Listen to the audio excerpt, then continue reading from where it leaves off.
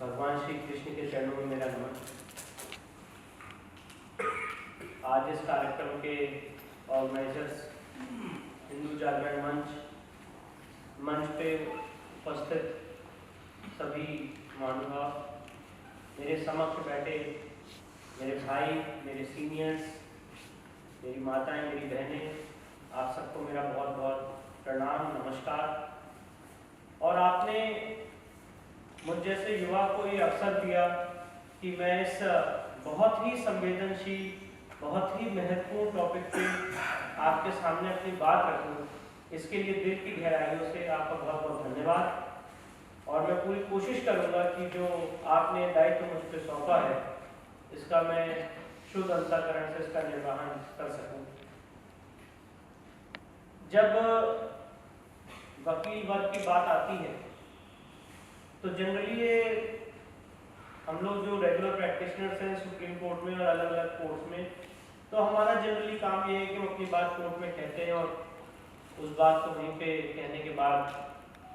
वो बात वहीं समाप्त हो जाती है। पर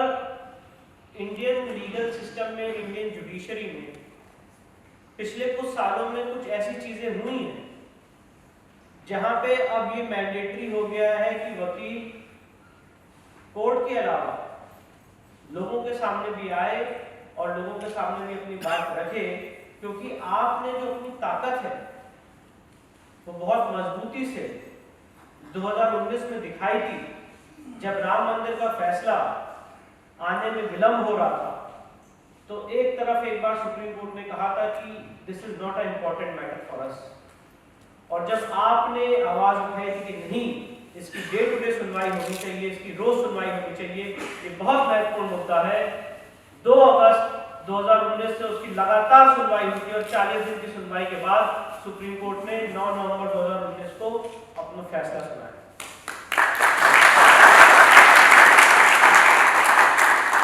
इसीलिए जो इतने संवेदनशील विषय हैं, क्योंकि इसमें जो स्कूल ऑफ लीगल थॉट्स है उसमें 2 तरह की बातें कही जाती है। एक तरह का थॉट प्रोसेस ये है कि जब मैटर कोर्ट में चल रहा है तो लोगों के सामने क्यों बोलना, और जो दूसरा थॉट प्रोसेस है जिसमें मैं बिलीव करता हूँ, मेरे सीनियर पिताजी बिलीव करते हैं और मुझे लगता है जिसमें सुप्रीम कोर्ट के जजमेंट्स भी आए हैं, वो ये है कि जो decision, we are not just concern with the decision, हमें सिर्फ निर्णय से मतलब नहीं है, we are also concerned with the decision making process, निर्णय कैसे हो रहा है। और आज के दिन में मेरे को आपको बता के खुशी होगी, मुझे लगता है आपको खुद भी पता होगा, Gujarat high court is the very first high court in the country जहां पे जुडिशियल प्रोसीडिंग्स की लाइव स्ट्रीमिंग हुई। और सुप्रीम कोर्ट का जो जजमेंट आया था स्वप्निल त्रिपाठी के केस में, जिसमें ये बात कही गई कि sunlight is the best disinfectant, उसके बाद अब ये कवायद शुरू हो गई है जो पब्लिक इंपॉर्टेंट मैटर्स है, जो पब्लिक रिलेटेड मैटर्स है, उन सारे मामलों की लाइव टेलीकास्ट की जाए, लाइव स्ट्रीमिंग की जाए। और इसीलिए जो राम मंदिर मुद्दा है और जो काशी और अयोध्या का मुद्दा है, मैं आपके सामने बात कहना चाहता हूं कि ये जो मुद्दा है ये हमारी आस्था का केंद्र है, ये हमारी आत्मा, ये हमारे मन मस्तिष्क, हमारी भावना, हमारे सेंटिमेंट्स, हमारी अस्मिता से जुड़ा हुआ मुद्दा है। और इसीलिए मैं ये बात मानता हूं कि आज आप जो यहाँ पे आज हम सब लोग एकत्रित हुए हैं, डेफिनेटली उसमें जो आयोजक हैं, जो ऑर्गेनाइजर्स हैं, संध्या दीदी हैं, जितने यहाँ पे वरिष्ठ जन, उनका तो बहुत बड़ा योगदान है हम लोग को एक साथ एक मंच पे लाने का। पर जो हमारे आपके बीच में, हमारे आपके मन में मथुरा और काशी के लिए जो क्रांति, जो ज्वाला अंदर जल रही है, आज वो भी एक बहुत बड़ा कारण है कि आज हम और आप एकत्रित हुए हैं और इस बहुत महत्वपूर्ण मुद्दे पर अपनी बात कर रहे हैं, अपना संवाद करना चाहते हैं। और मुद्दा है क्या, अगर राम मंदिर के पूरे केस का अध्ययन किया जाए या राम मंदिर केस को पढ़ा जाए, और ये बात मैं आपके सामने बहुत ही दृढ़ता से, बहुत ही मजबूती से कहना चाहता हूं कि सिविल लॉ में सबसे मूलभूत सिद्धांत है कि कोई अपना पोजीशन ना खोए, और ये सीखने वाली बात है मथुरा, काशी और अयोध्या के लिए कि जब कभी हम अपने आराध्य की भूमि को अपने आलस्य से या अपने सेकुलरवाद के चक्कर में अगर उसका पोजीशन खो देते हैं तो जनरेशंस, सदियां उसके लिए लड़ती रहती हैं। जैसे राम मंदिर के केस में जब बाबर ने 1528 में आक्रमण करके वहां पे भगवान राम के श्री भगवान राम के भव्य मंदिर को डिमोलिश किया था, उसके बाद इतने साल लग गए, 2019 9 नवंबर 2019 कितने लोगों का बलिदान हुआ, तब जाके आज हम उस भूमि को पा रहे हैं। और उसके लिए भी हमने 5 एकड़ की ऑल्टरनेट लैंड देने जैसा आदेश भी हमें मिला। तो सवाल ये है, और इसी मुद्दे को मैं आपके सामने इलैबोरेट करना चाहता हूँ कि सिविल लॉ में सबसे इंपॉर्टेंट है कि हम अपना पोजेशन ना खोएं, और जब हम पोजेशन खोते हैं तो जैसे कारगिल युद्ध में हमने देखा कि 10:1 का रेशियो का डैमेज होता है, वैसे ही इन सारे केसेस में भी हमें हर दिन विलंब का सामना झेलना पड़ता है। और जो प्रतिद्वंदी है, जो इस समय पोजीशन में बैठा हुआ है, उसको आउट ऑफ पोजीशन करने के लिए एक बहुत लंबी लीगल लड़ाई लड़नी पड़ती है। जब काशी और मथुरा की बात आती है तो लोग जब भी हमें मुकदमा दायर करते हैं या इसमें आगे बातें होती हैं, अभी तो कमीशन की कार्रवाई हुई जिसका रिजल्ट आपके सामने आया, तो इस कार्रवाई से पहले बहुत सी ऐसे डेट्स और तारीख और घटनाएं होती हैं जो लोगों के डोमेन में नहीं आती, जिसमें वकील खुद जाता है, खपता है, मरता है। और वो इसलिए होता है, जो आप बात पूछते हैं और जो सवाल लोगों का होता है वो सही होता है कि भाई इसमें कितना टाइम लगेगा, क्यों, उसमें तो बहुत लंबी प्रक्रिया है, हमें इस पर विश्वास नहीं। और मैं यही बात कहना चाहता हूं कि कभी ना कभी किसी ना किसी को तो शुरुआत करनी पड़ेगी। अगर गोपाल सिंह विशारद ने 1950 में राम मंदिर के लिए पूजा के अधिकार का मुकदमा ना दायर किया होता तो शायद आज विष्णु शंकर जैन, हरिशंकर जैन और आप सब लोग आज जो फैसला 9 नवंबर 2019 को हमने देखा है वो देखने को भी नहीं मिलता। तो सवाल और मुद्दा यह है कि किसी न किसी को तो शुरुआत करनी पड़ेगी, और चाहे जितना विलंब हो, हमें उस विलंब को झेलते हुए आगे बढ़ना पड़ेगा जब तक हमें कोई पॉलिटिकल सोल्यूशन नहीं मिलता है। तो इस लीगल सोल्यूशन में आगे हमें बढ़ना ही पड़ेगा। और इसी दृष्टिकोण से, इसी भावना से राम मंदिर का केस 1989 से 2019 तक लड़ा गया। और राम मंदिर के केस में जो अनुभव हमें मिले, राम मंदिर के केस में सुप्रीम कोर्ट ने जो इंपॉर्टेंट एस्पेक्ट्स को अपहोल्ड किया हिंदू लॉ से संबंधित, उन सारे चीजों का फायदा लेते हुए, उन सारे लीगल पोजीशंस का उपयोग करते हुए काशी के केस में और मथुरा के केस में सूट्स फाइल किए गए। अब जो सबसे settled legal proposition of law है वो मैं आपके सामने रखना चाहता हूं, और उसके बाद उस थीम से, उस कंसेप्ट से मैं अपनी बात को आपके सामने आगे बढ़ाऊंगा। देखिए, बात ऐसी है कि हम ये बहुत जल्दी मान लेते हैं, अगर कोई आदमी किसी जगह नमाज पढ़ता है या कहीं पे अगर कोई मस्जिद होती है तो हम इसको मान लेते हैं कि सब कुछ सही से बना, और उनका जो एक इस्लामिक थीम है कि एक बार कोई संपत्ति वक्फ की हो जाती है तो वो समय के अंत तक वक्फ की रहती है, अल्लाह की रहती है, ये थीम मानने में किसी को कोई दिक्कत नहीं हुई। राम मंदिर के टाइम पे जब हमने इस पूरी चीज का अध्ययन किया तो एक बहुत इंपॉर्टेंट सवाल हम सबके सामने इस समुद्र मंथन में उभर के आया, और वो सवाल ये था, क्योंकि हिंदू लॉ भी बहुत ही सेकंड है इस पॉइंट पे, कि अगर एक बार कोई संपत्ति देवता में निहित कर जाती है, देवता में वेस्ट कर जाती है, तो वो समय के अंत तक देवता की रहती है। पर सवाल यह है कि आज के जुडिशियल सिस्टम में और आज के सिस्टम में ये समझाने में बड़ी दिक्कत होती है कि अगर एक बार कोई संपत्ति देवता में निहित हो गई है तो वो समय के अंत तक देवता की रहती, राजा भी उसको नहीं ले सकता है। ये जो प्रोपोजिशन ऑफ लॉ है ये समझाने में दिक्कत होती है, पर जहां पे कोई अदर साइड का आदमी कहता है कि एक बार कोई संपत्ति वक्फ की है तो हमेशा वक्फ की रहती है, इसको समझाने में बहुत आसानी होती है। तो उसके लिए जो बहुत महत्वपूर्ण बात है वो ये है कि हिंदू लॉ का जो थीम है, जो हिंदू लॉ का कंसेप्ट है, और जो ये सारी बातें मैं आपके सामने रख रहा हूँ, इसके सामने मैं आपके लिए रेफरेंस देना चाहता हूँ। बीके मुखर्जी की किताब है इसमें, और उस किताब का नाम है theory of reconstruction of purification of idols in case of defilement और डिस्ट्रक्शन। उसका पेज 298 से 306 तक ये सेटल्ड लीगल प्रपोजिशन है। इसके बाद पीवी कार्ने, जो बहुत कम लोग जानते होंगे शायद, पीवी कार्ने साहब जिन्होंने हिस्ट्री ऑफ धर्मशास्त्र लिखा, वो भारत रत्न भी थे। उन्होंने पेज 707 और 896 में आइडल्स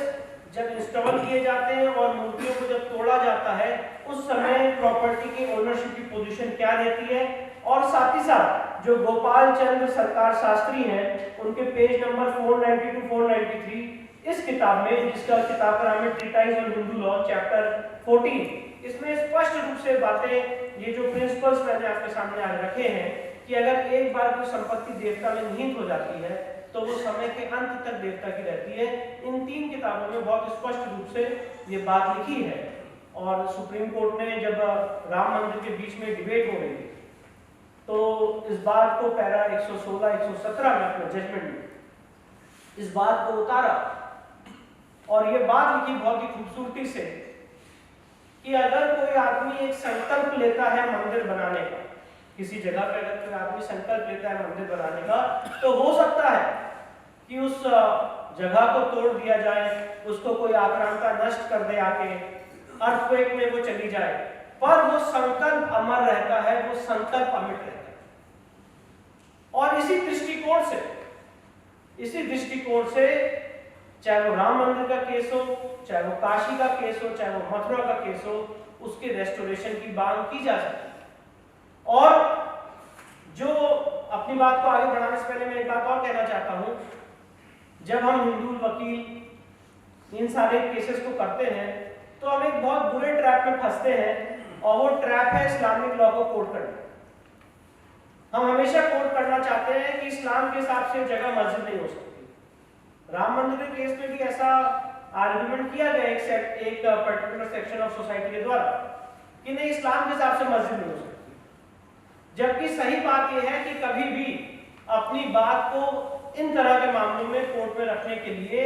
हमें कभी भी इस्लामिक लॉ पे रिलाई नहीं करना चाहिए। हमें सिर्फ और सिर्फ हिंदू लॉ पे रिलाई करना चाहिए। और इन सारे, और ये देखिए, इस बात को मैं आपके सामने रखना चाहता हूं कि अगर एक जगह एक आदमी डिस्प्यूट कर रहा है कि ये जगह मंदिर है, दूसरा पक्ष उसको डिस्प्यूट कर रहा है कि नहीं ये मंदिर नहीं, ये मस्जिद है, तो मैं ये आर्गुमेंट रखूंगा कि यहाँ पे मैं प्रायर इन टाइम हूं, मैं आपसे पहले, मेरा यहाँ पे आधिपत्य है। और जब मेरे पास इतने सॉलिड आर्गुमेंट्स हैं, तब मैं इस ट्रैप में क्यों फंसूं ये कहने के लिए कि ये जगह इस्लामिक लॉ के हिसाब से मस्जिद नहीं हो सकती। इस्लामिक लॉ के हिसाब से मस्जिद हो भी सकती है, तब भी वो मस्जिद नहीं है, क्योंकि जब ये कंट्रडिक्शन उठेगा हिंदू लॉ और इस्लामिक लॉ के बीच में, तो हमेशा हिंदू लॉ प्रिवेल करेगा। और जो हिंदू लॉ है, जो मैंने आपके सामने यहाँ पे 3 किताबों का वर्णन किया, जिक्र किया, वो यही है कि अगर एक बार कोई संपत्ति देवता में निहित हो जाती है तो समय के अंत तक देवता की रहती है। और इसीलिए प्रायर इन टाइम कौन है, ये प्रिंसिपल, ये मूलभूत सिद्धांत दिमाग में रखना बहुत जरूरी है। और इसी सिद्धांत, इसी प्रिंसिपल के हिसाब से राम मंदिर के केस में एएसआई खुदाई का सर्वे कराया, एएसआई खुदाई का ऑर्डर किया गया। आज के लोग जब एएसआई खुदाई की बात होती है तो बहुत मजाक उड़ाते हैं कि अब आप जजेस का चेंबर भी खोद देंगे, अब आप हर जगह खुदाई कराएंगे। इस तरह की बातें आपको वेरियस मीडिया डिबेट्स में सुनने को मिलेंगी। पर खुदाई से डर इसलिए लगता है क्योंकि खुदाई से कौन प्रायर इन टाइम है ये साबित है। और जब ये बात साबित होती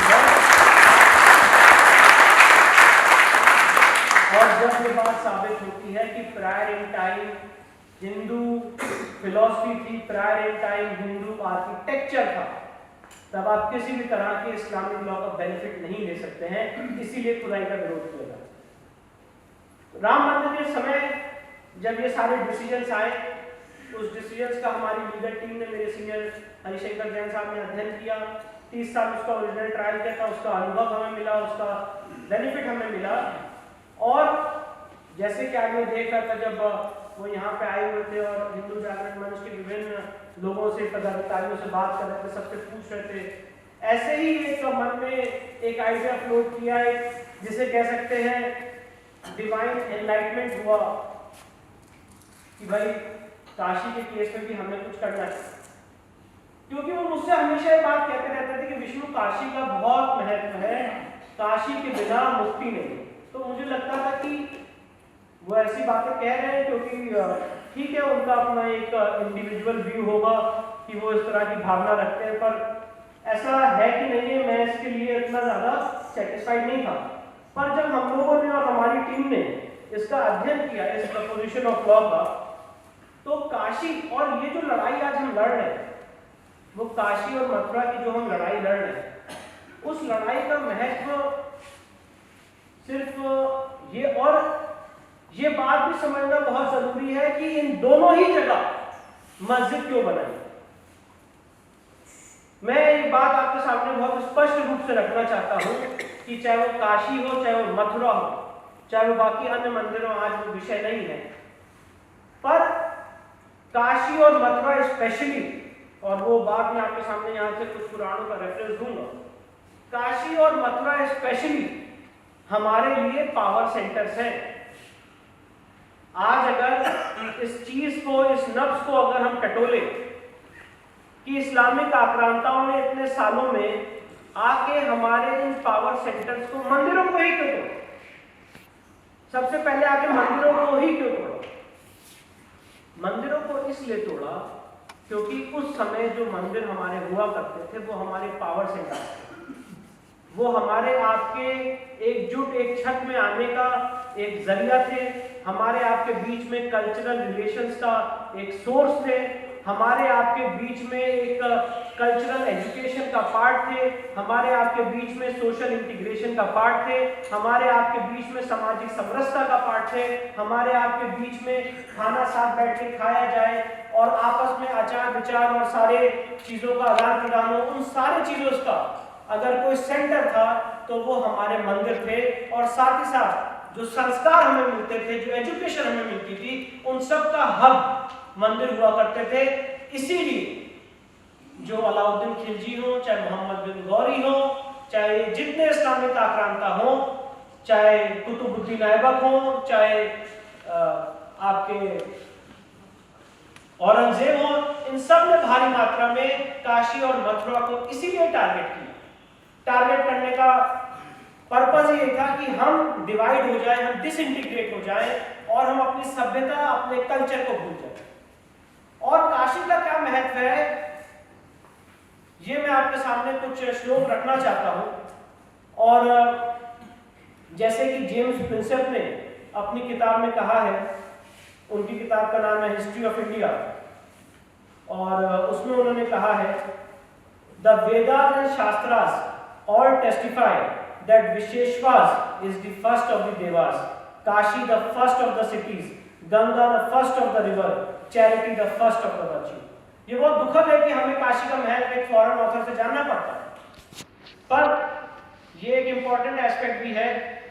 साथ ही साथ अगर आप आगे देखेंगे स्कंद पुराण का chapter number 6 page number 58 verse number 71, जो ये कहता है, all other forsaken Avimukta places are procured through Kashi, nirvana इसका मतलब होता है मुक्ति, is achieved only after getting Kashi. The benefit of nirvana is not achieved by any other means, even by residing in any other religious place। इसके बाद स्कंद पुराण का chapter number 7 page number 250 verse number 131, ये क्या कहता है, the Avimukta area is in the circle of 5 kos, at this place there is Vishweshwar Shivling which is Jyotirling. और ये तब का लिखा हुआ श्लोक है जब मुझे लगता है काशी और मथुरा का डिस्प्यूट चल भी नहीं रहा। स्पष्ट रूप से श्लोक लिखा हुआ है कि अविमुक्त एरिया 5 कोस के एरिया में फैला हुआ है और यहाँ पे विशेश्वर का शिवलिंग है जो ज्योतिर्लिंग। आज हम जो काशी में जिस शिवलिंग की पूजा करते हैं जाके, वो ओरिजिनल ज्योतिर्लिंग का स्थान नहीं, वो सांकेतिक ज्योतिर्लिंग। जो ओरिजिनल ज्योतिर्लिंग का मूल स्थान है वो आज उस तथाकथित ज्ञान व्यापी मस्जिद में है। और जो जेम्स प्रिंसेप की किताब है उसमें उन्होंने बनारस इलस्ट्रेटेड उस किताब के पेज नंबर 56 पे उन्होंने स्पष्ट रूप से उस नक्शे को लगाया है जिसमें अष्टमंडप का ये मंदिर था। और उस अष्टमंडप के मंदिर में जो आज आप तथाकथित मस्जिद की वेस्टर्न वॉल देखते हैं, जो नागर शैली से बनाई हुई वेस्टर्न वॉल है, उस वेस्टर्न वॉल को अगर कोई स्पष्ट रूप से देखेगा तो कोई भी आदमी ये बात नंगी निगाहों से कह सकता है कि ये एक मस्जिद की कलाकृति नहीं हो सकती। और वो उस ओरिजिनल ढांचे का, उस मूल ढांचे का आखिरी के जो 3 गुंबद है, जो आखिरी के जो अष्ट मंडप का मैंने मंदिर बताया, उन 3 मंडपों में से एक मंडप, उन 8 मंडपों में से वो 3 मंडप है जिसको आज का तथाकथित मस्जिद कहा जाता है। जब हमने ये कमीशन की कार्रवाई की तो कमीशन की कार्रवाई में जो चीजें मिली वो अपने आप में चौंकाने वाली थी और जिसने हमारे क्लेम को और पुख्ता किया। पर उन सारी बातों पे आगे बढ़ने से पहले काशी का क्या महत्व है, इस लड़ाई का क्या महत्व है, उसके लिए हमारा शास्त्रिक लॉ क्या कहता है, पुराने हमारे कोर्ट्स क्या कहते हैं, वो मैं आपके सामने रख रहा था, जिसकी श्रृंखला में मैंने आपके सामने कोर्ट रखा। इसके बाद स्कंद पुराण का chapter number 99 page number 923 verse number 9 जो ये कहता है, O goddess, there is not even a smallest area without influence of linga in 5 kos circle of Abhimukta area.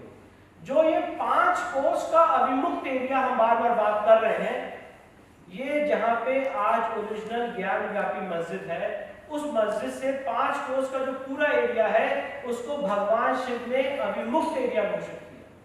जिसका मतलब है, जिसका अर्थ ये कि अगर किसी को मुक्ति मिलेगी तो उसी एरिया में मिलेगी।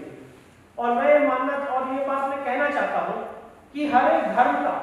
और स्पेशली हिंदू धर्म का मूल सिद्धांत यही है कि हमें अपनी आत्मा को परमात्मा में विलीन करना है।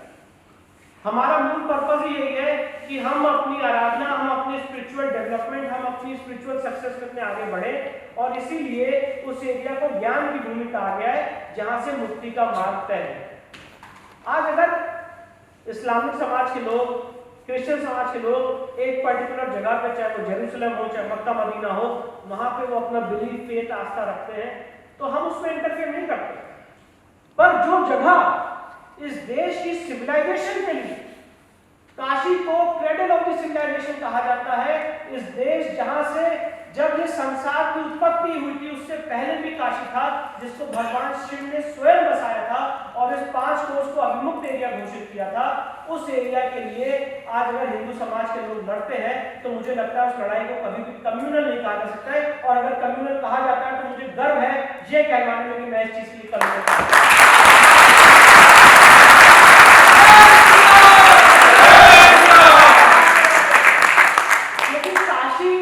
हम लोगों की आत्मा है, काशी हम लोग की बिलीफ, फेथ, आस्था, हमारे विश्वास का, हमारे महादेव का सेंटर है। और जो बात आज मैं आपके सामने बता रहा हूं, भगवान शिव के, भगवान भोलेनाथ के हम लोग 12 ज्योतिर्लिंगों से परिचित हैं। उन 12 ज्योतिर्लिंगों में से 5 ज्योतिर्लिंग स्वयंभू ज्योतिर्लिंग,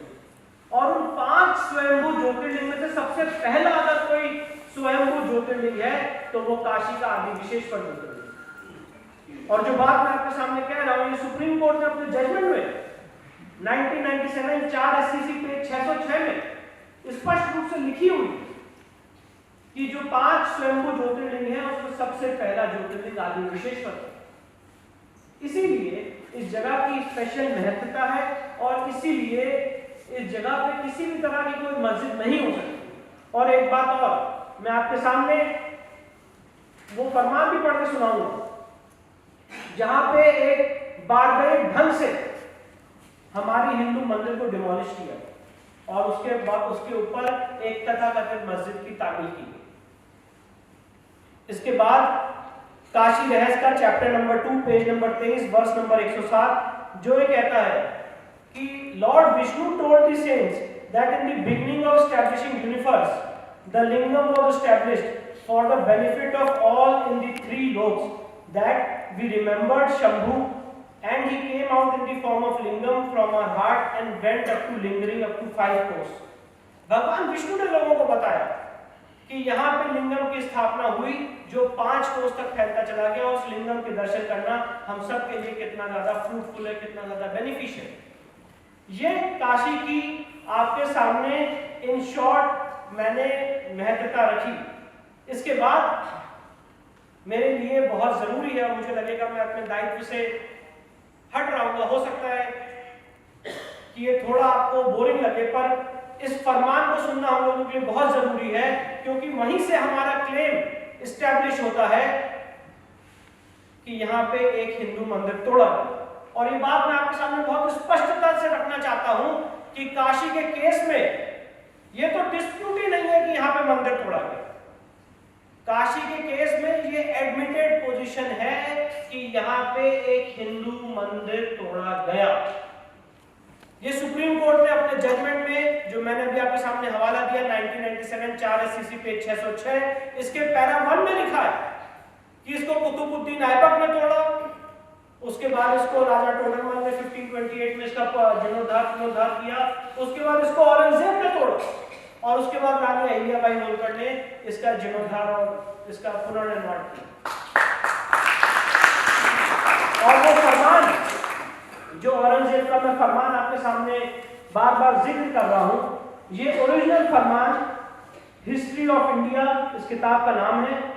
और इसके ऑथर्स है HM इलियट और जॉन डॉसन। उनकी इस किताब में फरमान कोटेड है। 18 अप्रैल 1669 का ये फरमान है। और ये फरमान क्या कहता है, ये मैं आपके सामने पढ़ के सुनाना चाहता हूं, कोट एंड कोट में। Quote, it reach the year of his majesty the protector of the faith, that in the province of Tata, Multan and Banaras, but especially in the latter, foolish Brahmins were in the habit of expounding frivolous books in their schools, and that students and learners, Muslims as well as Hindus, went there even from long distances, led by a desire to become acquainted with the wicked sciences they taught. The director of the faith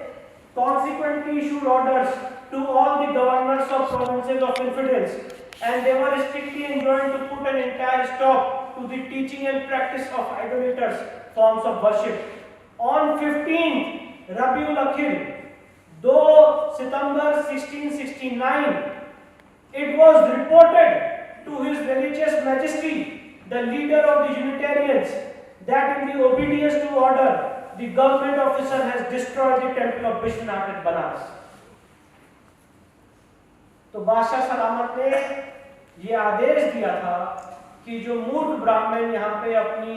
किताबों को फैला रहे हैं और अपनी education को फैला रहे हैं, जाओ जाके उनकी मंदिर को तोड़ दो।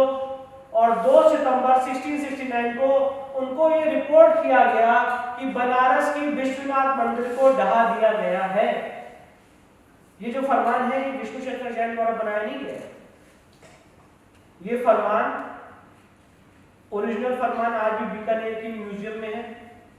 जिसका ये ट्रांसलेशन इन दोनों महान हिस्टोरियंस ने किया है जो इस हिस्ट्री बुक में है। और साथ ही साथ एविडेंस एक्ट की सेक्शन 57 द्वारा इस हिस्टोरिकल बुक की लीगल वैल्यू है, एविडेंटरी वैल्यू है, इसीलिए उस पर्सपेक्टिव से मैं आपके सामने कोट कर रहा हूं। अब सवाल ये बनता है कि जहां पे क्लिंचिंग डॉक्यूमेंट्री एविडेंस हो, क्लिंचिंग डॉक्यूमेंट्री एविडेंस हो कि यहाँ पे मंदिर तोड़ के मस्जिद बनाया गया है, तो क्या कोई आदमी ये सवाल इस देश में नहीं पूछ सकता है कि अगर आपने मेरे मंदिर को तोड़ा है तो इस संवैधानिक इंडिया में, इस इंडिपेंडेंट इंडिया में मुझे उसको रेस्टोर करने का राइट है कि नहीं? और अगर मुझे उसको रेस्टोर करने का राइट है तो मैं सिविल सूट क्यों नहीं फाइल कर? पर आप देखिए कितनी बड़ी विडंबना है, और जो आपका दर्द है वो दर्द हमारा भी है कि काशी के केस में एक सिविल सूट 1991 में फाइल किया गया और इस समय हम 2022 में हैं। पिछले करीब 32 सालों से केस इसी बात पे लटका हुआ है मुस्लिम पक्ष द्वारा कि ये केस पोषणीय है कि नहीं, क्योंकि प्लेसेस ऑफ वर्शिप एक्ट बना दिया गया। ओरिजिनली जब ये सूट फाइल किया गया था तो सिविल जज महोदय ने, क्योंकि प्लेसेस ऑफ वर्शिप एक्ट से बाढ़, इसके अगेंस्ट हिंदू पक्ष डिस्ट्रिक्ट जज साहब के सामने गया है। डिस्ट्रिक्ट जज साहब ने फाइंडिंग दी हिंदुओं के पक्ष में और उन्होंने होल्ड किया कि नहीं ये केस आगे चल सकता है कि 15 अगस्त 1947 को क्या स्थिति थी वो केस में एविडेंस में देखा जाएगा। और इस ऑर्डर के अगेंस्ट मुस्लिम पक्ष 1997 में रिवीजन में गया है और रिवीजन इलाहाबाद हाई कोर्ट में 1997 से आज तक पेंडिंग है। बीच में एक बार सुनवाई हुई थी, फैसला रिजर्व हुआ था और फिर वो जजमेंट को रिलीज कर दिया गया और दोबारा उसकी सुनवाई हुई। आज इसीलिए हम आपके सामने आए कि आज नीड ऑफ द आवर है इन कार्यक्रमों के माध्यम से एकजुट होने की, इसके बारे में विचारों का आदान प्रदान करने की और एक सिरे से एक सूत्र बन के ये मांग करने की कि इस मामले का जल्द से जल्द त्वरित न्याय इसका निर्णय किया जाए। और देखिए कितनी बड़ी विडंबना है कि अगर आज एक जगह नदी में पोल्यूशन है कि नहीं है, कचरा जमा है कि नहीं है, आपके कंज्यूमर डिस्प्यूट्स है कि नहीं है, आपने कोई सामान अगर ज्यादा लिया है कि नहीं लिया है, उसके लिए स्पेशल ट्राइब्यूनल्स बने हुए,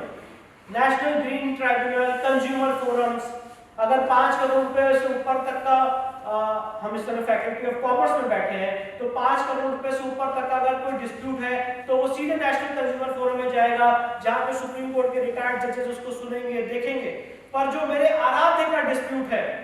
जो शायद हम सबकी आत्मा से बसा हुआ डिस्प्यूट है, उसके लिए हमें सिविल कोर्ट जाना पड़ता है और एक बहुत लंबी लीगल लड़ाई झेलनी पड़ती। आज ये मुद्दा कि इस सारे मामले का त्वरित न्याय हो, जल्द से जल्द न्याय हो, ये एक बहुत बड़ा विषय है जिसके लिए हमें आपको मिलकर काम करना है। पर साथ ही साथ मैं बात रखना चाहता हूं काशी के केस में कि जिस तरह से यहां पे मंदिर को डिमोलिश किया गया और जब डिमोलिश करने का प्रूफ मिला तो मैं अभी आपके सामने अपने जो केस के फैक्ट्स हैं वो रखने के बाद मुस्लिम पक्ष ने किस तरह से यहाँ पे प्लेसेस ऑफ वर्शिप एक्ट को उसकी दलील दी, जो बहुत ही चर्चित एक्ट है जिसको हम सबने सुना, और वफ एक्ट की दलील दी, और वो दोनों एक्ट कैसे यहाँ पे नहीं अप्लाई होते हैं वो भी मैं अपने इसको आगे डील करूंगा। पर हमारा क्या केस है ये मैं आपके सामने रख रहा हूं। और इसी क्रम में जैसे मैंने आपको ये फरमान पढ़ के सुनाया, इसके बाद एक घटना ऐसी हुई कि काशी के केस में आप देखिए कि हिंदू जनता का कितना वहां पे बिलीफ, फेथ और आस्था थी उस जगह के लिए कि डिमोलिशन होने के बाद भी हिंदुओं ने वहां पे अपना अधिकार, अपना हक नहीं छोड़ा। उसके बाद भी एक किताब है history of Banaras by doctor A S Altekar, उन्होंने लिखा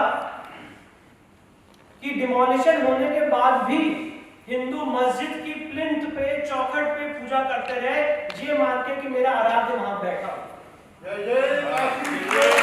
इसके बाद और सिविल सूट नंबर 62 ऑफ 1936 जो दीन मोहम्मद का हम फैसला कहते हैं, जिसमें मुस्लिम पक्ष बहुत ज्यादा कूट के अपनी बात रखता है,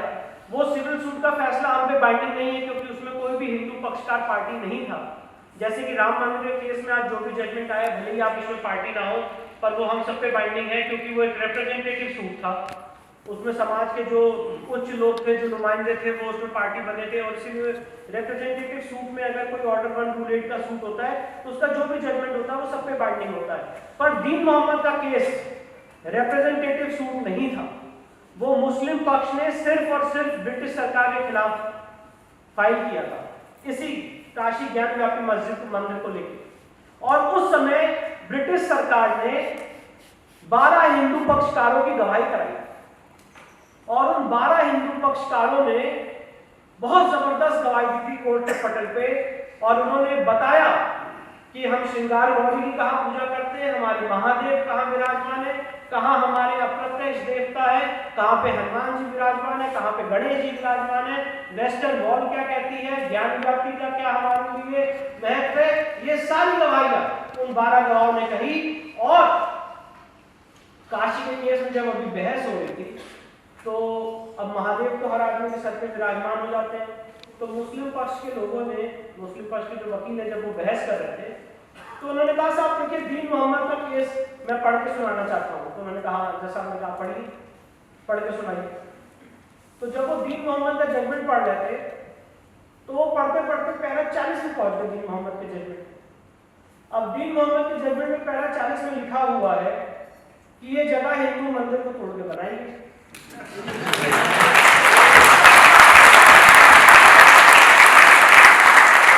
दीन मोहम्मद के जजमेंट में पैरा 40 में लिखा हुआ है कि ये जगह वक्फ संपत्ति नहीं है, अगर कोई मंदिर को तोड़ के कोई जगह बनाई जाती है तो वो कभी वक्फ नहीं हो सकती है। अब महादेव उनके चल पे सर पे चढ़ के बैठ गए तो उसमें हम क्या करें? तो उन्होंने पैरा 40 को पढ़ के सुनाया तो जज साहब भी उनकी तरफ देख के हंसे। तो बात ऐसी है, पर्पस ये है, ये सारी बातें बताने का आपको पर्पस ये है कि मेरिट्स पे हमारा केस आज किस पटल पे खड़ा हुआ है और हम हार रहे हैं तो सिर्फ और सिर्फ डिले की वजह से हार रहे हैं। अगर आज हम और आप संगठित हो जाए तो इस केस में मेरिट्स भरपूर है और जो एस्टैब्लिश कर सकता है कि वो किसी भी एंगल से एक मस्जिद नहीं है, वो महाजिद है, वो मस्जिद है। हमें क्या करना है इसके बारे में बताइए, आप प्रपोज करें। जी मैं उसी बात कर रहा हूँ। तो जैसे कि मैंने आपको बताया कि यहाँ पे इतने लोगों की गवाही हुई है दीन मोहम्मद के जजमेंट में। दीन मोहम्मद के जजमेंट में जो हिंदुओं के पक्ष में फाइंडिंग आई है वो भी सारी चीजें मैंने आपके सामने रखी। और साथ ही साथ 1809 में जो उस समय के काशी के डिस्ट्रिक्ट मजिस्ट्रेट थे, उनका नाम है मिस्टर वॉटसन, उन्होंने पत्र लिखा और पत्र लिख के सरकार से कहा कि ये जगह हिंदुओं को, हमें ऐसा लगता है, सौंप दे दीजिए। मैं आपको ये बता रहा हूँ कि उस समय के डिस्ट्रिक्ट मजिस्ट्रेट ने एक चिट्ठी लिखी थी। साथ ही साथ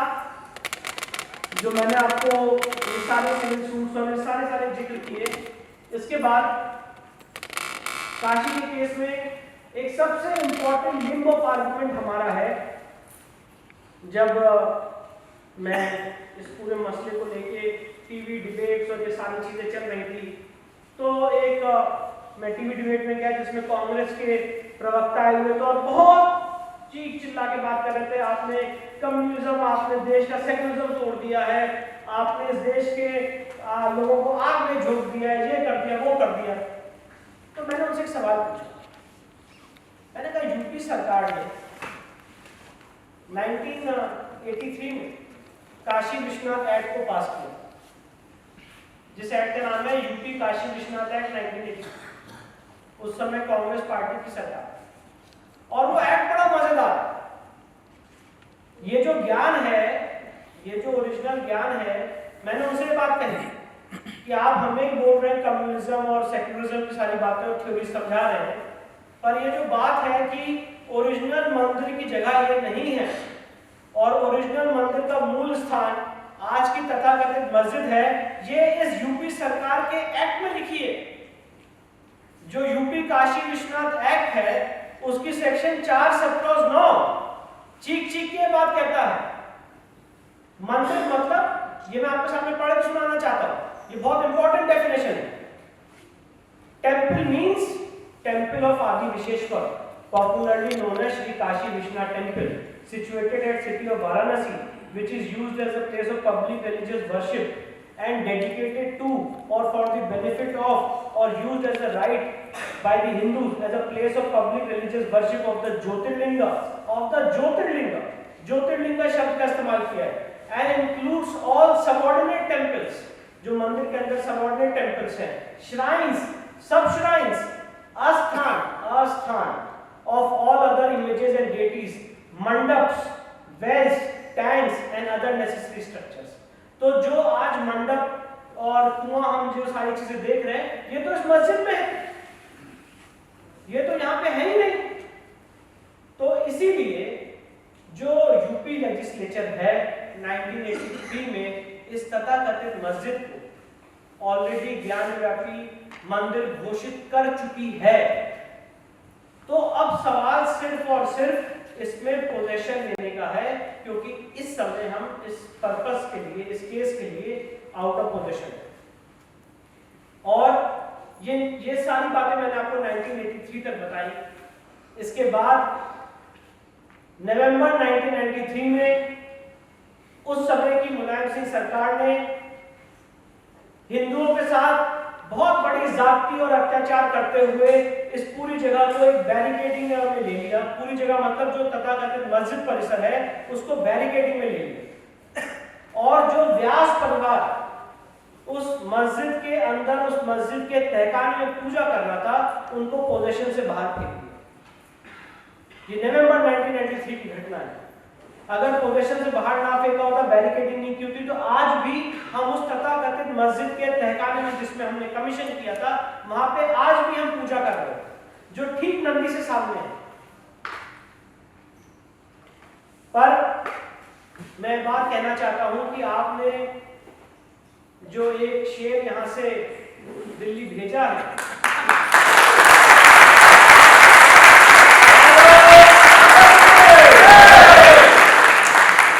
उन्होंने इस ज्ञानव्यापी तथाकथित ज्ञानव्यापी मस्जिद को ही मंदिर परिसर के अंदर ले लिया।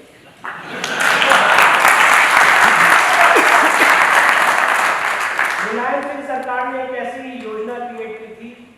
कि ज्ञानव्यापी मस्जिद के जो वेस्टर्न साइड पे मां श्रृंगार गौरी का विग्रह है, उसकी अगर हिंदुओं को पूजा करनी होती थी तो सिर्फ साल में एक बार पूजा करनी थी, हर साल परमिशन लेनी पड़ती थी। उसके बाद मां श्रृंगार गौरी की पूजा मस्जिद के वेस्टर्न साइड में, तथाकथित मस्जिद के वेस्टर्न साइड में विग्रह पे की जाती है। पर आपने जो शेर भेजा, उनकी लाठी ऐसी है कि उसमें आवाज भी नहीं निकलती है।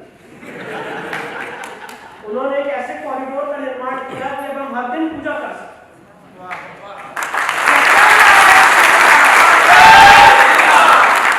आप अगर गेट नंबर 4 से एंटर करेंगे तो आप मां श्रृंगार गौरी के विग्रह की पूजा कर सकते हैं। और वो पूरा परिसर आज मंदिर परिसर के अंदर आ चुका है। उसके लिए एक स्पेशल परिषद बैठा है जिसे डेवलपमेंट बोर्ड कहते हैं, जो उसका ख्याल रखता है, उसका देख रखाव करता है। तो ये सारी बातें बताने का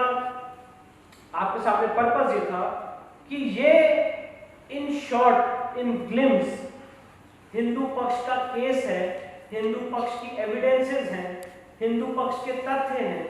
जिसके आधार पे ज्ञानव्यापी का केस मूल था। मोटा मोटा उतनी डिटेल समय के अभाव के कारण मैं उसमें नहीं जा रहा,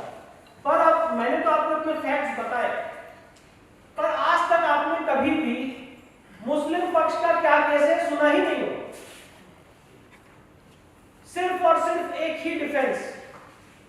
प्लेसेस ऑफ वर्शिप एक्ट से ये बार्ड है, प्लेसेस ऑफ वर्शिप एक्ट से केस नहीं चलना चाहिए। हमने यही सुना होगा, किसने बनाया, कब बनाया, कब वफ हुआ, बैरन लैंड पे बना कि नहीं बना, इस्लामिक लॉ को फॉलो किया गया कि नहीं किया गया, इस पे इनका वर्जन 0 है।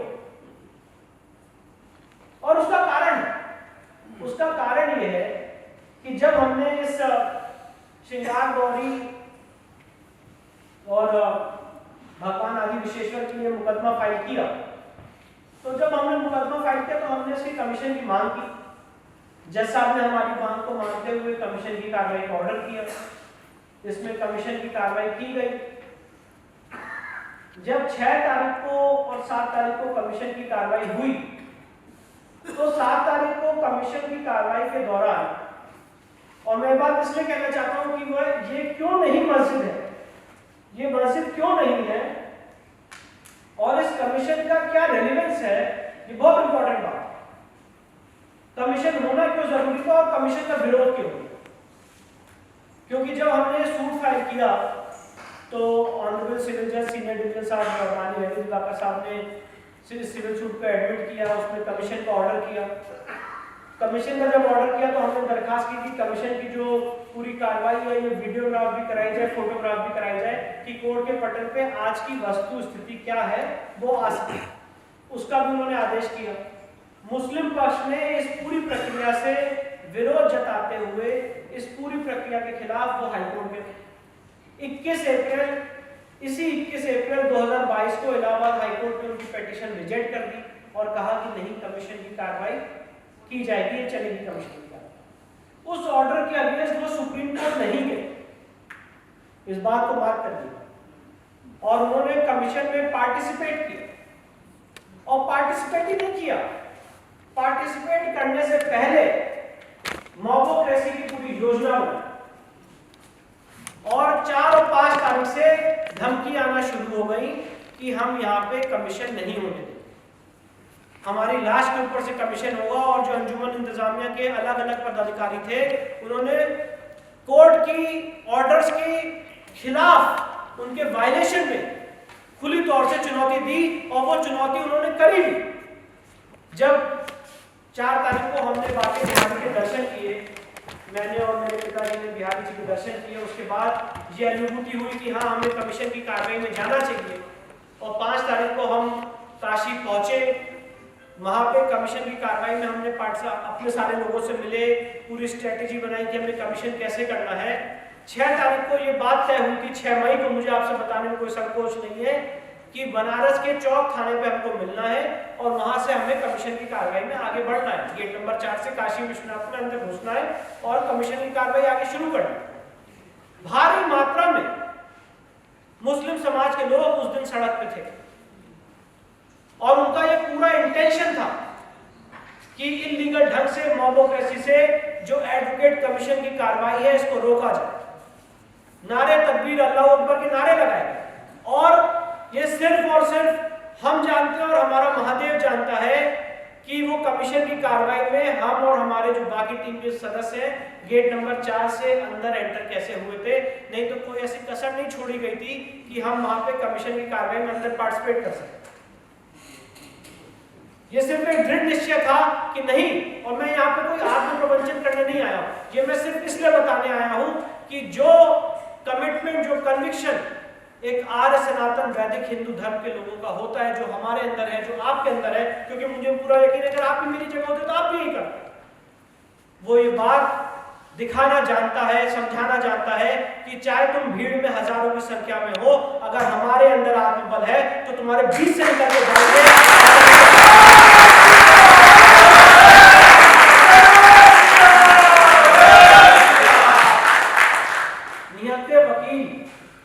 उन सारी भीड़ के बीच में कमीशन की कार्रवाई में अंदर गए। 6 तारीख को कमीशन किया आउटर एरिया का। 7 तारीख को कमीशन में वो एडवोकेट महोदय के ऊपर, एडवोकेट कमिश्नर महोदय के ऊपर आरोप लगाते हैं कि आप बायस्ड हैं। अजय कुमार मिश्रा थे। तो अजय कुमार मिश्रा साहब ने कहा कि साहब मैं तो एडवोकेट कमिश्नर हूं, मैं तो जज हूं, तो आप मेरे को बायसनेस का आरोप कैसे लगा? क्योंकि मैं तो सिर्फ और सिर्फ जो कार्रवाई हो रही है उसको रिकॉर्ड कर रहा हूं और आपकी बात भी रिकॉर्ड कर रहा हूं और कैमरास भी हैं, जो वीडियोग्राफी भी हो रही, फोटोग्राफी भी हो रही, तो बायसनेस की बात कहां से आती है? ये सारा आरोप इसलिए लगाया गया कि 7 तारीख को जो कमीशन है वो उस तथाकथित मस्जिद के अंदर एंटर हुआ, तो वो मस्जिद के अंदर एंटर ना हो पाए इसलिए ये आरोप लगाया और कहा गया कि नहीं हम आपके खिलाफ कोर्ट में एप्लीकेशन देंगे और हम आपको एडवोकेट कमीशन से हटाने की मांग। 7 तारीख का कमीशन इसी जद्दोजहद में, इसी ऑब्जेक्शन के बीच में टल गया और बहुत बड़ी कॉन्स्पिरेसी रची गई। और 8 तारीख को जो हमारे 5 महिला याचिकाकर्ता हैं उनमें से एक महिला याचिकाकर्ता ने ये बयान जारी किया कि हम ज्ञान व्यापी केस के संदर्भ में अपना केस विड्रॉ करेंगे और एक ऐसा माहौल बनाया गया देश में कि नहीं, विष्णु शंकर जैन, हरिशंकर जैन को इस केस से हटा दिया गया है और ये केस विड्रॉ हो गया। मैंने अपनी बाकी 4 महिला याचिकाकर्ताओं से, और आज मैं उनको नमन करना चाहता हूं, उनको हाथ जोड़ना चाहता हूं आप सबके माध्यम से, लक्ष्मी देवी, सीता साहू, मंजू व्यास, रेखा पाठक, उन्होंने कहा कि भैया हम जहर खा लेंगे पर ये केस विड्रॉ।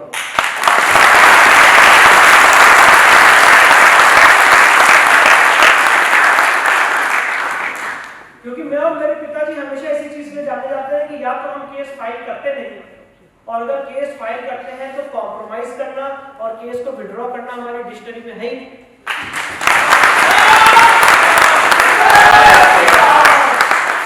कॉम्प्रोमाइज कैसे करेंगे? आज मैं इस चीज के लिए सक्षम नहीं हूं कि मैं काशी विश्वनाथ के केस को लेके या मथुरा के कृष्ण जन्मभूमि के केस को लेके जो मेरे आराध्य है उससे किसी भी विधर्मी से टेबल में बैठ के कॉम्प्रोमाइज की बातें करें। किस तरह की कॉम्प्रोमाइज की बातें होती हैं? कोई आदमी पहले इलीगल पोजीशन में मेरे घर पे घुस जाए और उसके बाद उससे कॉम्प्रोमाइज की बात की जाए कि भैया आधा आप रख लो आधा हम रख लो, तो वो पूरा कॉम्प्रोमाइज का सिस्टम ही गलत है। इसीलिए हमारा ऐसा मानना है कि इस तरह के केसेस में अगर कॉम्प्रोमाइज होना है तो टेबल पे तब बैठेंगे जब आप ये बात मानोगे कि आप जो उतने दिन तक बैठे थे यहाँ पे वो गलत बैठे थे, और माफी मांगने के लिए अगर आते हो तब कॉम्प्रोमाइज के टेबल पे बैठेंगे।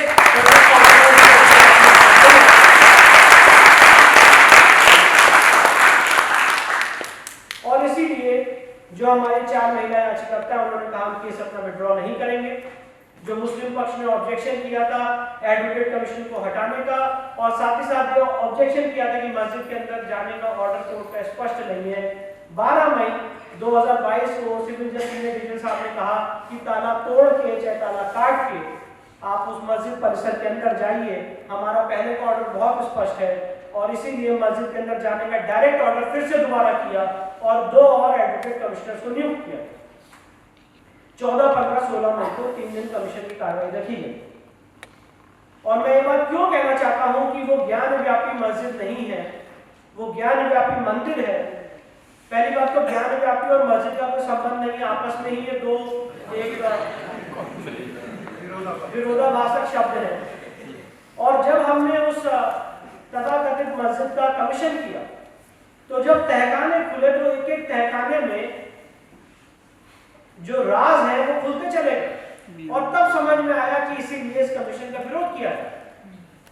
जो तथाकथित मस्जिद है उसके नीचे जो खंबे हैं, जो पिलर हैं, वो हिंदू मंदिर और हिंदू सभ्यता के खंबे और पिलर। कोई देख के नहीं कह सकता है कि इस्लामिक आर्किटेक्चर।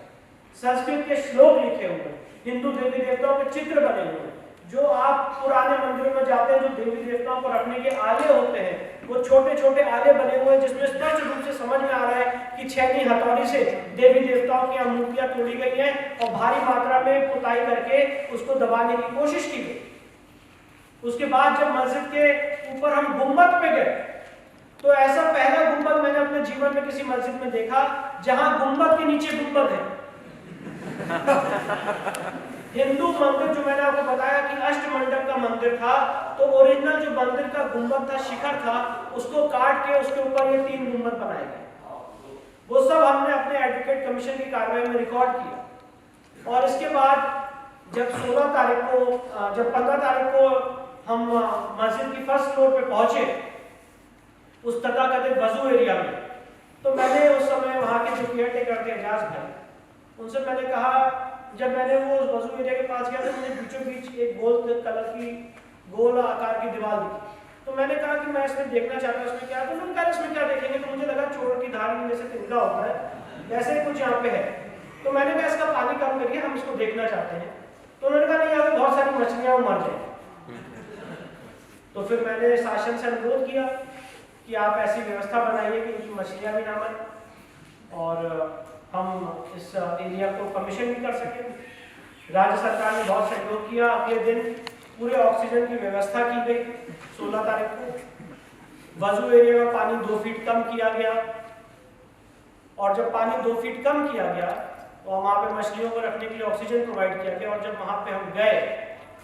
और हमने उस बीचों बीच उस जगह को देखा तो माफ करिएगा, मैं अपने आप को रोक नहीं पाया और मेरे अंदर का वकील थोड़े समय के लिए मर गया। मैं चीख उठा, मैं चिल्ला उठा, नमः पार्वती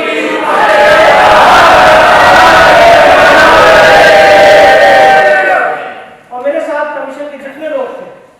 उस ऐतिहासिक क्षण को भूल नहीं पाए। उन्होंने अपने महादेव को, अपने आराध्य को नमस्कार किया, उनको स्पर्श किया, पिसी हुई चीनी से उनका हमने अभिषेक किया और उसी समय कसम खाई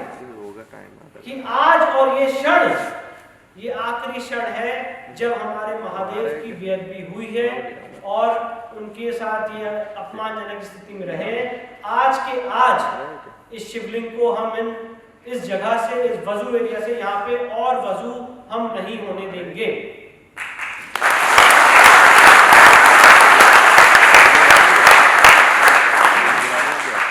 उस कन्विक्शन के साथ हम कोर्ट पहुंचे,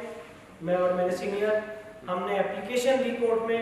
ऑर्डर 39 रूल 1 में।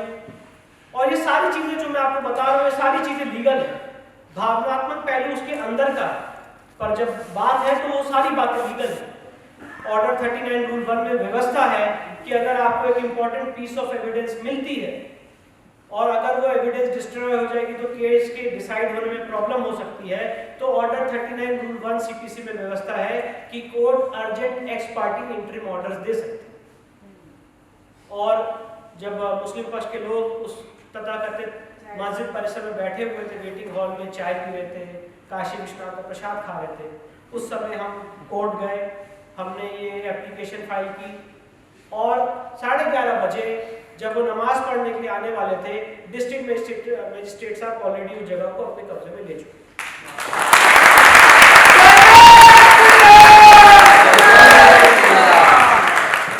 कोर्ट ने x parte interim order pass किया और ये कहा कि जहां पे शिवलिंग मिला है वो एरिया सील रहेगा और सीआरपीएफ की जो प्रोटेक्शन फोर्स है वो उस जगह को कॉर्डन ऑफ करेंगी और उस जगह को देखेंगी। इस ऑर्डर के अगेंस्ट मुस्लिम पक्ष, जो सिविल जज सीनियर डिवीजन का ऑर्डर है, इसके अगेंस्ट मुस्लिम पक्ष सुप्रीम कोर्ट। जनरली हमें तो ये पढ़ाया गया है, सिखाया गया है कि अगर सिविल जज सीनियर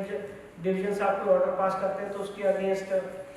आप डिस्ट्रिक्ट जज साहब के सामने जाते हैं, फिर हाई कोर्ट जाते हैं, फिर सुप्रीम कोर्ट जाते हैं। और अगर शायद मैं ऐसा कोई पिटीशन फाइल करता तो 2-3-5 लाख की कॉस्ट लग जाती और कितने लोग अलग अलग बातें सुनाते हैं वो अलग बात है, पर उनके लिए लॉ थोड़ा सा अलग है, तो वो सीधे सुप्रीम कोर्ट पहुंच गए थे। पर सुप्रीम कोर्ट जब वो पहुंच गए तो कभी कभी कहावत होती ब्लेसिंग इन डिस्गाइज। वहां पे हमारे एक और गुजराती शेर बैठे थे और सुप्रीम कोर्ट में जब बहस हुई तो आपके एक गुजराती शेर ने सुप्रीम कोर्ट में कहा कि अगर इस शिवलिंग को टच भी कर लिया तो लॉ एंड ऑर्डर प्रॉब्लम हो जाएगा।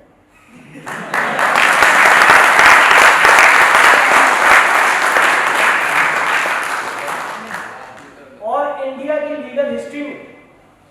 ऐसा पहली बार हुआ है कि एक सिविल जज सीनियर डिवीजन के ऑर्डर को सुप्रीम कोर्ट ने अपने ऑर्डर में सब्स्टिट्यूट किया, मर्ज किया और ये कहा जहां पे शिवलिंग मिला है वो एरिया सील रहेगा, वो प्रोटेक्टेड रहेगा। आपको वजू करना है तो आप उसके लिए बाहर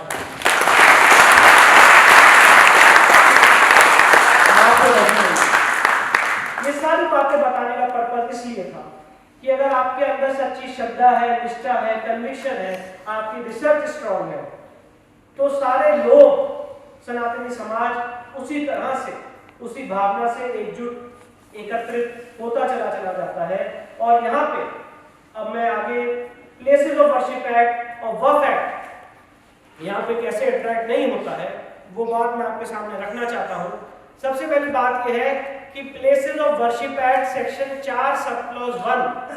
ये कहता है कि 15 अगस्त 1947 को जो जिस जगह का रिलीजियस कैरेक्टर था, इस वर्ड को मार्क रखिएगा सर, रिलीजियस कैरेक्टर, जो जिस जगह का धार्मिक स्वरूप था वो वैसे ही रहेगा। तो इस जगह का धार्मिक स्वरूप तो एक हिंदू मंदिर का था, उसको कन्वर्ट आपने किया है और जब इस केस में एविडेंस लीड की जाएगी तब हम साबित करेंगे कोर्ट के पटल पे कि इस जगह का धार्मिक स्वरूप एक हिंदू मंदिर का था। और जब हम एविडेंस लीड करना चाहते हैं, कमीशन की कार्रवाई करना चाहते हैं, तो आप एक एब्रप्ट आर्गुमेंट करते हैं कि नहीं आप कमीशन नहीं कर सकते क्योंकि प्लेसेस ऑफ वर्शिप एक्ट से बाहर है। अरे हम प्लेसेस ऑफ वर्शिप एक्ट के सेक्शन 4(1) का ही तो इंप्लीमेंटेशन चाहते हैं कि धार्मिक स्वरूप तय हो। अगर धार्मिक स्वरूप उसका तय हो गया, ये एस्टैब्लिश हो जाएगा कि नहीं वो एक इस्लामिक आर्किटेक्चर था, मुस्लिम आर्किटेक्चर था, तो उसका बेनिफिट आपको मिलेगा। और अगर हम ये साबित करते हैं कि 15 अगस्त 1947 को उसका धार्मिक स्वरूप एक हिंदू मंदिर का था तो उसका बेनिफिट हमको मिलेगा। तो जो प्लेसेस ऑफ वर्शिप एक्ट का उनका आर्गुमेंट है वो मिसप्लेस्ड है और वो सिर्फ लोगों को गुमराह करने का आर्गुमेंट है। और पिछले 30 सालों से जैसा मैंने आपको बताया, places of worship act attract होता है कि नहीं होता है, इसी कवायद में हमको उन्होंने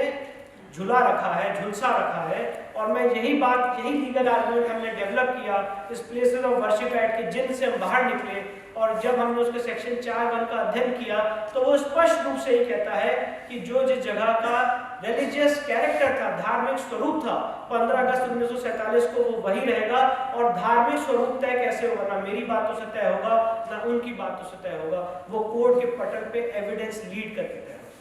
पर आप केस भी आगे नहीं चलने देना चाहते, आप चाहते हो कि केस यहीं का यहीं खत्म हो जाए, आप कोई आर्गुमेंट ही नहीं देना चाहते। और जब इस पूरे केस के दौरान बहस हुई तो एक आर्गुमेंट आया कि नहीं, ये वक्फ प्रॉपर्टी, आपको वक्फ ट्राइब्यूनल जाना चाहिए, और उसके लिए उन्होंने कहा कि ये वक्फ नंबर 100 है, वक्फ नंबर 100 के रूप में दर्ज है। जब हमने मिनिस्ट्री ऑफ माइनॉरिटी अफेयर से वक्फ का डेटा निकाला कि इस प्रॉपर्टी के लिए जो उन्होंने वक्फ के रूप में दर्ज किया है, ना उसका कोई वाकिफ है, कब इसको वक्फ क्रिएट किया ये पता नहीं है, कब इसका गजट नोटिफिकेशन हुआ ये पता नहीं है, सेक्शन 5 वक्फ एक्ट का अप्लाई नहीं होता है, बस कह दिया कि ये वक्फ प्रॉपर्टी है इसलिए आप वक्फ ट्राइब्यूनल जाइए। तो ये सारी बातें हमने वहां पे कोर्ट के सामने अपनी बहस में रखी है। 18 अगस्त को, इसी 18 अगस्त को मामला कोर्ट में लगा है। वो अपने आर्गुमेंट्स कर चुके हैं, उन्होंने रिजॉइंडर के टाइम लिया है। इन द मीन टाइम जो उनके वकील थे अभयनाथ यादव साहब,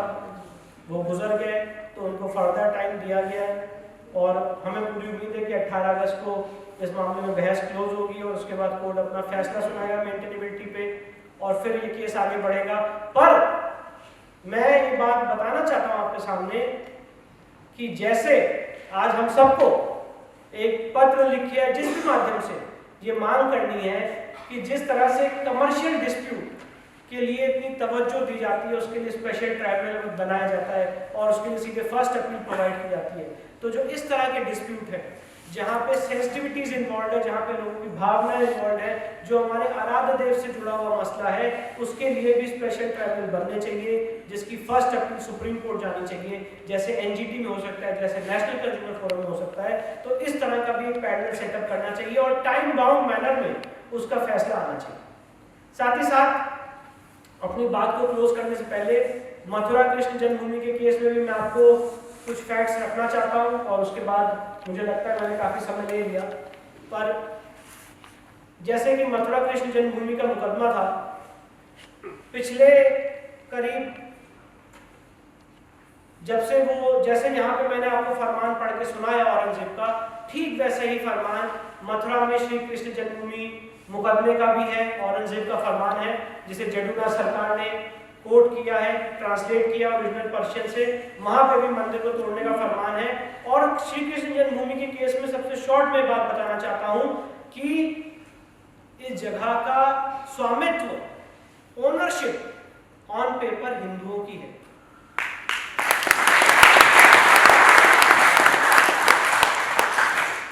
जब 1669 में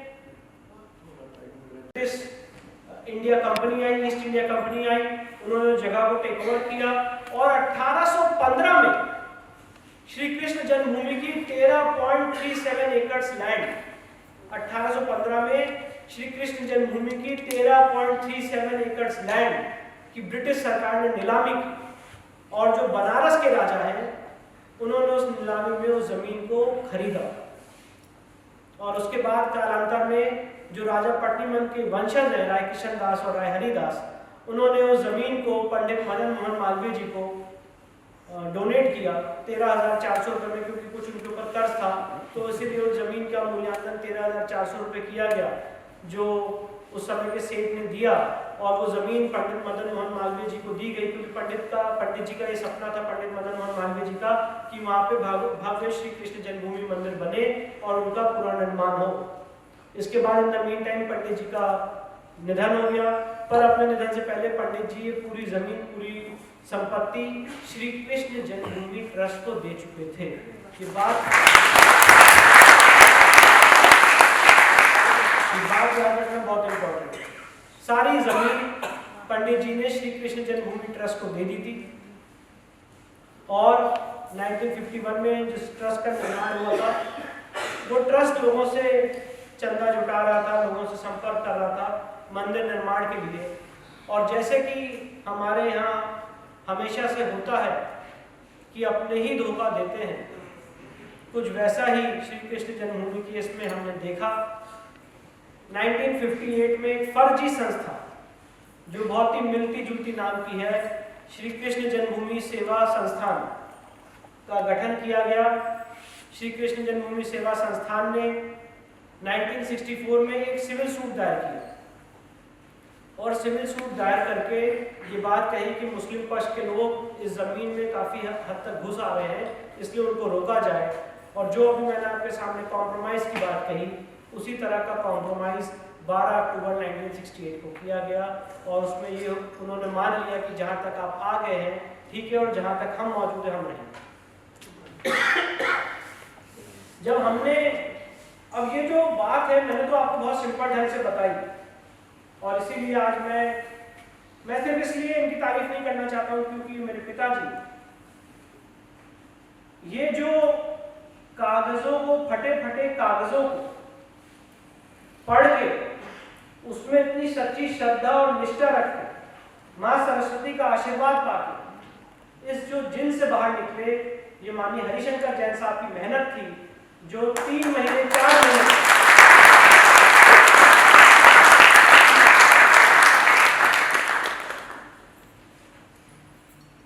उन कागजों का अध्ययन करके, क्योंकि सेवा संघ, सेवा संस्थान, श्री कृष्ण जन्मभूमि ट्रस्ट समझ में नहीं आ रहा था कि हुआ क्या है, यहाँ पे फ्रॉड क्या हुआ। तो फिर पिताजी ने, हमने जब पढ़ा तो पता, जब पूरा अध्ययन किया संघ ने, तब पता चला कि पूरी जमीन तो श्री कृष्ण जन्मभूमि ट्रस्ट की और कॉम्प्रोमाइज किया है सेवा संघ। और कॉम्प्रोमाइज में कौन कौन लोग इन्वॉल्व है तो पता चला, मैं कोई पॉलिटिकल स्टेटमेंट देना नहीं चाहता हूँ, पर जो सच है वो सच है। जो कांग्रेस पार्टी के दिग्गज नेता थे उस समय के, द्वारका प्रसाद मिश्रा, जो मध्य प्रदेश के सीएम थे, अनंत शेखर मयंकर, ये सारे लोग उस कॉम्प्रोमाइज में पार्टी थे। उन्होंने फर्जी संस्था बना के सिविल सूट फाइल किया और कॉम्प्रोमाइज कर दी। तो हम लोगों ने सवाल पूछा कि भैया प्रॉपर्टी तो ट्रस्ट की है, सेवा संस्थान कौन होता है सूट फाइल करने वाला और कॉम्प्रोमाइज करने वाला, और तो हम पे बाइंडिंग कैसे? बंटी पब्लिक पिक्चर जैसे हमने देखी है, कुछ वैसे ही यहाँ पे हुआ कि जिसकी प्रॉपर्टी नहीं, जैसे उन लोगों ने ताजमहल बेच दिया था, यहाँ पे इन लोगों ने लिटरली यहाँ पे इन्होंने कॉम्प्रोमाइज कर दिया। और जब ये सूट फाइल किया गया, तो ये सूट फाइल किया तो पूरी रिसर्च के साथ, सारे मटेरियल्स के साथ, सारे डॉक्यूमेंट्स के साथ, जहाँ पे ऑन पेपर्स ओनरशिप हमारी है, जो मुस्लिम पक्ष के लोग इस समय हमारे आराध्य की भूमि में बैठे हैं, इलीगल पोजीशन में बैठे हुए हैं, इलीगल कब्जे में बैठे हुए हैं, बिना कोई पेपर के, बिना कोई डॉक्यूमेंट्स के बैठे हुए हैं। उसका जो नगर निगम का टैक्स है वो भी आज तक श्री कृष्ण जन्मभूमि संस्था ट्रस्ट दे रही है। इसके बाद भी वहां पे बैठे हुए हैं। जब ये आपने सूट फाइल किया तो पहले हमारा सूट डिसमिस किया गया, और डिसमिस करने का कारण ये था, उसमें होल्ड किया गया कि भगवान श्री कृष्ण के असंख्य भक्त हैं, सब लोग कोर्ट चले आएंगे तो न्यायिक व्यवस्था चरमरा जाए। तो हमने इस ऑर्डर के अगेंस्ट डिस्ट्रिक्ट कोर्ट में अपील फाइल की, और हमने यही कहा कि सुप्रीम कोर्ट ने राम मंदिर के केस में ये होल्ड किया है कि भक्त और भगवान दोनों अगर ट्रस्टीज नेग्लिजेंट रहे हैं तो उनकी प्रॉपर्टी को सेव करने के लिए आगे आ सकते हैं। और वो सारी रिसर्च पैरा 354 से हमने कोर्ट के सामने रखी। 45 हियरिंग, मेरे पिताजी उस वहाँ पे गए दिल्ली से मथुरा बराबर, अपने स्वास्थ्य के कारणों को भी लेते हुए, कभी कोर्ट में गए, कभी कंडोलेंस हो गई तो कभी वापस आ गए, कभी एडजमेंट हो गया, पर हर निष्काम भाव से उस काम को बढ़ाते हुए अपने आराध्य के लिए, अपने ईश्वर के लिए बराबर जाते रहे, और फल भी वही मिला। अभी रिसेंटली डिस्ट्रिक्ट जज साहब ने ये होल्ड किया कि जो सिविल जज सीनियर डिवीजन का ऑर्डर है वो गलत है, इनको राइट टू सू है, यहाँ पे places of worship act attract नहीं होता है, और हमारा सूट दर्ज किया।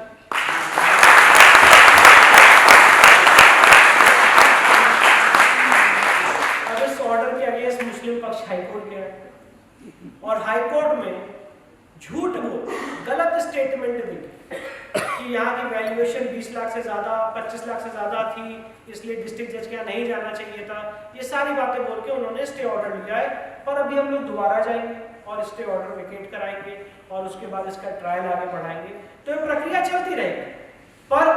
ये सारी बातें बताने का पर्पज ये था कि आज हम कहाँ खड़े हैं, हमारे केस के क्या मेरिट्स हैं, ये हमें और आपको पता होना चाहिए। क्योंकि ये जो लड़ाई है ये किसी 2 इंडिविजुअल की नहीं है, ये पूरे समाज की है। जिस भावना से हम अपने आराध्य के लिए लड़ रहे हैं, अगर आज उस भावना में आपका आशीर्वाद, आपकी शक्ति इसमें मिल जाएगी तो ये काम और गति से आगे बढ़ेगा। मैं एक बात और कहना चाहता हूँ कि ये जो पूरी बातें हमने आपके सामने रखी, जनरली मेरी कभी आदत नहीं रही इतनी बोलने की, और पिताजी के सामने तो मैं और ज़्यादा नहीं बोल सकता हूँ। और एक और मेरे गॉड फादर है माननीय पुष्पेन जी, उनके सामने और नहीं बोला जाता है। तो उन सब ने मिलकर एक ऐसा दायित्व दे दिया कि नहीं, पुष्पेन जी ने कहा कि नहीं, आपको जाके बोलना। और इस पूरी लड़ाई में, इस पूरी भागीदारी में पुष्पेन जी ने ये कहा कि विष्णु, हमारा पर्पस ये है, ट्रस्ट इंडिया फाउंडेशन का पर्पस ये है। और जब मैं आज पिछले 3 दिन में वडोदरा आया तो पुष्पेन जी का क्या व्यक्तित्व है, मुझे वैसे तो उनसे काफ़ी नज़दीकियाँ हैं, काफ़ी मिलता रहता हूँ उनसे हमेशा ज्ञान लेता रहता है, पर लोगों में उनके लिए कितना प्यार है, कितना सम्मान है, वडोदरा में आके पता चला। हर एक आदमी उनको उतने ही लगाव से देखता है। और उन्होंने ये कहा कि विष्णु, जैसे आज आप लोगों को बता रहे हैं,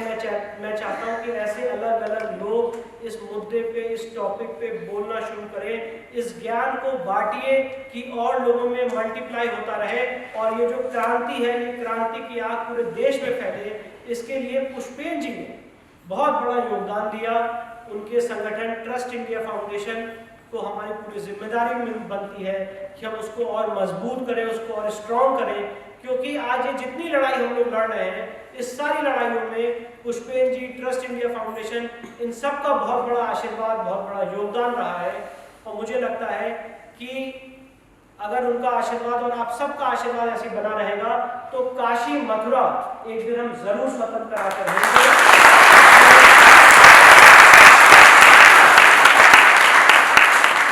फिर से हृदय की गहराइयों से आज के कार्यक्रम के ऑर्गेनाइजर्स, भारत रक्षा मंच, हिंदू जागरण मंच, सबको बहुत बहुत धन्यवाद, बधाई देना चाहता हूँ कि आपने मुझे इतने पेशेंटली सुना। बहुत